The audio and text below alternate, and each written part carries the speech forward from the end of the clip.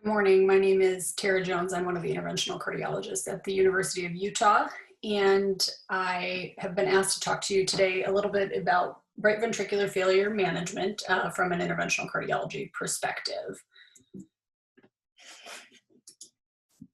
I have no relevant financial disclosures or affiliations that are related to this talk. And just a brief overview, I think it's important to review the pathophysiology of the right ventricle and right ventricular failure in order to understand it a little bit better. Discuss tools for identification of right ventricular failure. And finally, explore potential percutaneous options for treatment of acute right ventricular failure.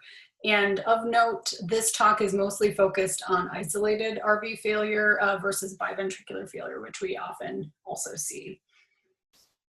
So just to start off, the baseline right ventricular physiology is important for us to understand.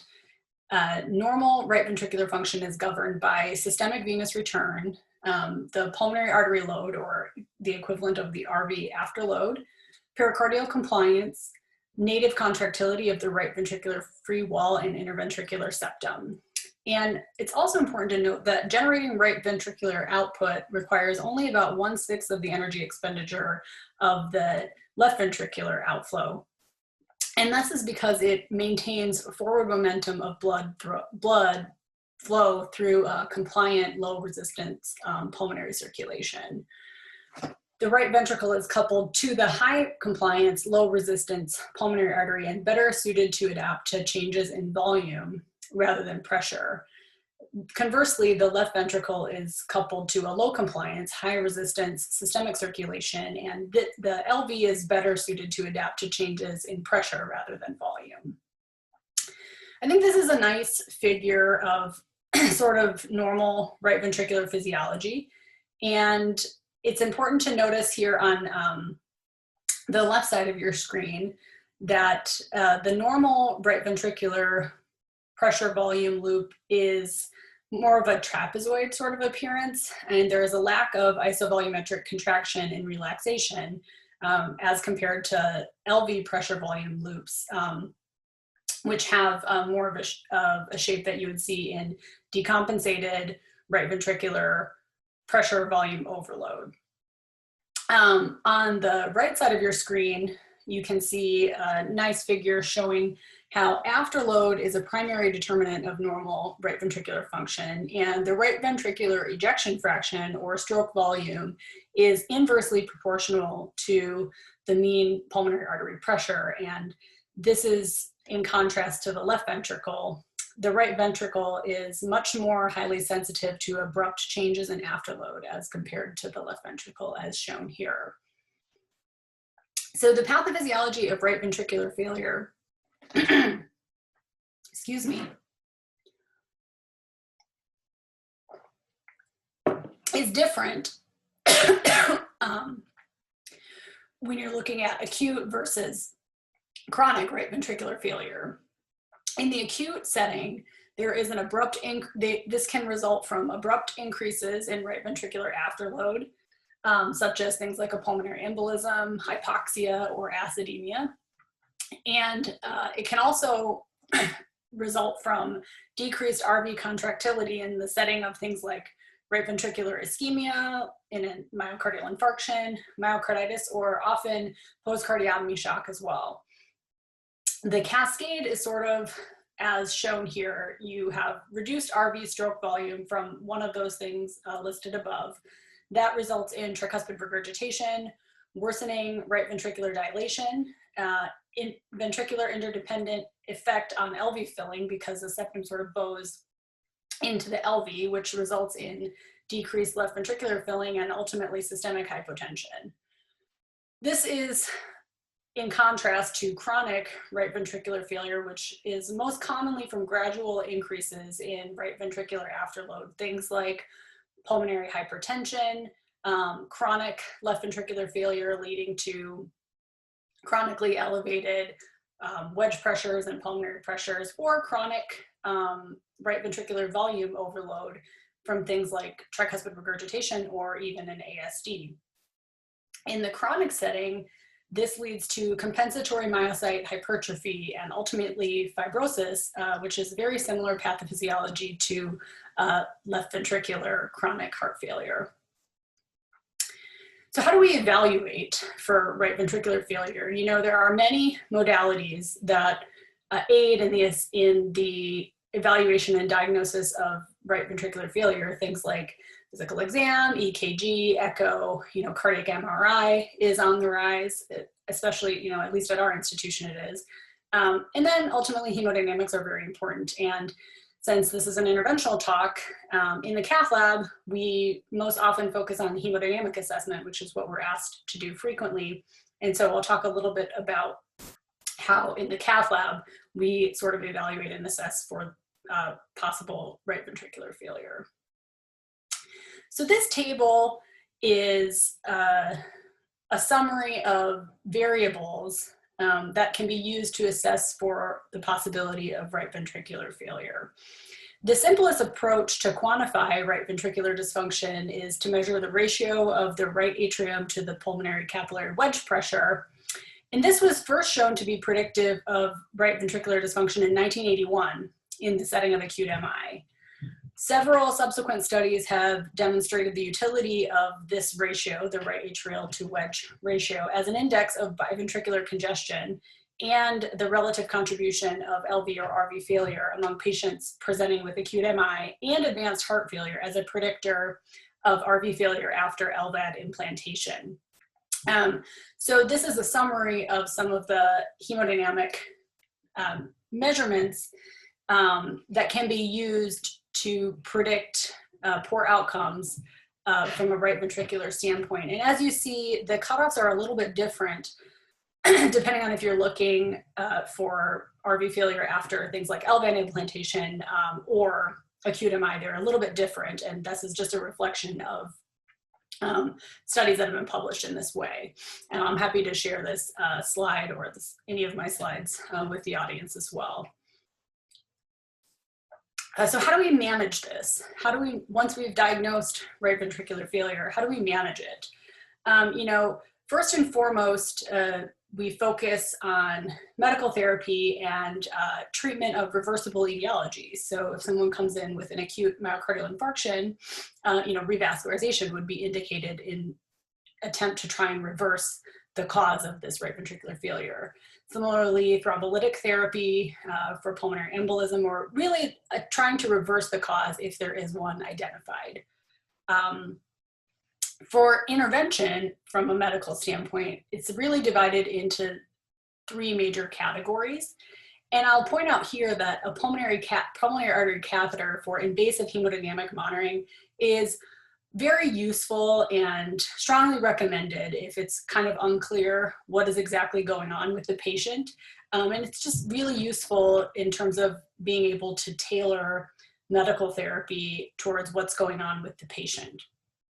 You know, you need to be sure to optimize right ventricular preload, whether this be either diuretic therapy, if the patient is extremely volume overloaded, or even volume expansion to maintain cardiac output if they don't have worsening congestion.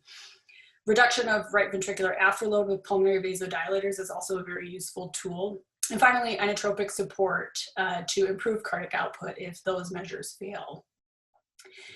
If you have sort of looked for and treated all reversible causes and optimized the medical therapy, you know, the next step that we sort of think about is the possibility of percutaneous or temporary mechanical circulatory support. And there are a few options that can be placed sort of in the cath lab for support of the right ventricle, and these are the Impella RP, the Tandem Heart RVAD, or Protect Duo. And finally, you know, VA ECMO, which can be used obviously for isolated right ventricular failure or biventricular failure. There are durable mechanical support options that are surgically placed in the event that the patient has stabilized but are still dependent on the temporary support that you have given them. These are things like a Centromag, which is an extracorporeal flow pump. And that's a surgically placed RVAD that is not really a dischargeable thing. It's for in the hospital and it's short term. And then also, isolated RVADs have been used, and this is really just a commercially available LVAD in the right ventricular position. And, in very extreme situations, total artificial heart could be considered as a bridge to transplantation. So a little bit more about the temporary mechanical support devices. We'll go through them briefly here. The Impella RP is on the left there, and that's a microaxial pump. The inflow sits in the IVC and the outflow is in the pulmonary artery. And similar to the left-sided Impellas, it has a large bore initial access, and then there's a peel-away sheath that makes the access point a little bit smaller. So for this device, the initial access is a 22 French sheath, and the repositioning sheath is a 15 French. The tandem RVAD is an extracorporeal flow pump that requires 2 venous catheters. One is in the right atrium and one is in the PA. The inflow both of these cannulas are 21 French, and they're most often implanted in the bilateral femoral veins. Protect Duo is sort of a newer iteration of the tandem RVAD, also made by LivaNova, the same company, and this is a single access extracorporeal flow pump with a dual lumen catheter. So the inflow lumen is in the right atrium and the outflow lumen is in the pulmonary artery. It's often placed via the internal jugular vein, and it is a very, very large catheter. It is anywhere between 29 and 31 French, depending on the model. And then finally, VA or VV ECMO is sort of the ultimate support depending on the oxygenation needs of the patient. And this is a sort of summary of how these devices will affect the hemodynamics for the patient. And as you can see, the Impella RP and both the tandem RVAD and Protect Duo have very similar effects on hemodynamics. For patients with isolated RV failure, activation of either the Impella or the tandem devices will directly reduce the RA pressure, increase the mean PA pressure, and increase LV preload. Now, in the presence of preserved LV function, the native cardiac output will increase and LV filling pressures will increase or remain unchanged, as well as LV afterload remaining unchanged. This is in contrast to VA ECMO, which will decrease both the RA and PA pressure initially and decrease LV preload. However, it does greatly affect and increase the LV afterload. So therefore, it's really important to know the presence of preserved LV function. And if not, you may need to think about LV unloading as well in this scenario. And it's also important to sort of look at the data for RV specific devices. And I would be remiss if I didn't, disclose to you that the data for RV specific devices is a little bit lacking. There are a couple notable trials. The Recover Right is the Impella RP trial, and this included 30 patients with right ventricular failure due to acute MI or post-cardiotomy shock. They looked at survival to 30 days or to hospital discharge, and it was actually 73% with the use of these devices in this specific patient population. This is in contrast to the Thrive study looking at the tandem heart in right ventricular support. And this was 46 patients at 8 centers, and it included RV failure from all causes. And you'll see here that the in-hospital mortality was significantly higher than the Recover Right patient population at 57%, with notably the lowest mortality in the group with RV failure due to acute MI or post-LVAD implantation. So it doesn't necessarily, it's maybe not necessarily reflective of inferiority of the tandem device. I think it's more reflective of the patient population included in the study. Overall, the enrollment numbers for these trials were pretty low for patients with isolated RV failure, and the outcomes seem to be best after acute MI or LVAD implantation. This leads us to the next point, that patient selection really is key. It's important to note that the Impella RP, at least in the United States, is only approved for right ventricular failure in the setting of acute MI or post-cardiotomy RV failure. And the post-approval analysis of Impella RP would sort of support this. The post-hoc analysis demonstrated significantly higher survival rates in patients meeting inclusion criteria for recover right. So RV failure due to MI or post-LVAD. And this is as compared to the salvage patient population, who had a much, much worse survival, 72 versus 14% in the post-approval analysis. So it's quite dramatic.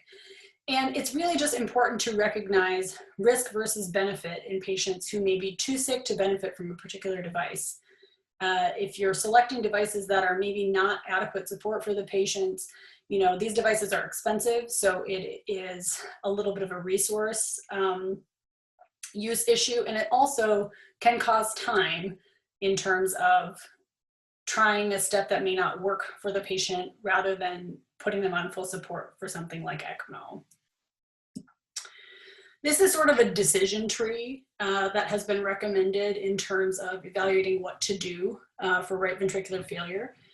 And it's important to know that it's really not a one-person decision. It's not just the interventional cardiologist decision. It's been well documented from here at the University of Utah, as well as other centers in the US like Inova, that shock team approach to patients who are requiring support like this does improve outcomes, including survival.